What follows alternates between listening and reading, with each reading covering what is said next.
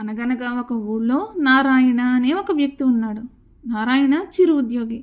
డబ్బు సరిపోక ఎందరి దగ్గరో చీటికి మాటికి అప్పులు చేసేవాడు. కానీ వాటిని తీర్చేవాడు కాదు. ఒకసారి అతను తన పొరుగున కొత్తగా వచ్చిన ఒక పెద్ద ఉద్యోగి శంకరం దగ్గర 500 అప్పుగా తీసుకున్నాడు. నారాయణ సంగతి తెలియని శంకరం అతనికి 500 అప్పుగా ఇచ్చాడు. మర్నాడే చెల్లిస్తానని నారాయణ 500 పట్టుకుని వెళ్ళాడు.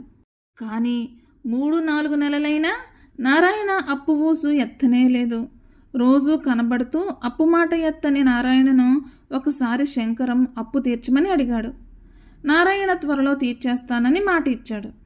మళ్ళీ కొన్ని నెలలు గడిచాయి. అయినా నారాయణ ఒక్క రూపాయి కూడా శంకరానికి ఇవ్వలేదు. ఇక ఉండబట్టలేక శంకరం నారాయణను పిలిపించి, చూడు నారాయణ, నేను నిన్ను అప్పు చెల్లించమనడానికి పిలవలేదు. ఇక ముందు నీకు ఏ అవసరం వచ్చినా అప్పు ఇవ్వనని చెప్పడానికే పిలిపించాను. నీకు అప్పుగా ఇచ్చిన 500 రూపాయలు నువ్వే ఉంచుకో, నాకు ఇవ్వద్దు. నాకు ఇవేం లెక్కలేదు. ఇంతకంటే ఎక్కువ అప్పు ఇవ్వలేదని నాకు కాస్త ఆనందంగా ఉంది. కనుక మరొకసారి మాత్రం నన్ను అప్పు అడగద్దు అని అన్నాడు.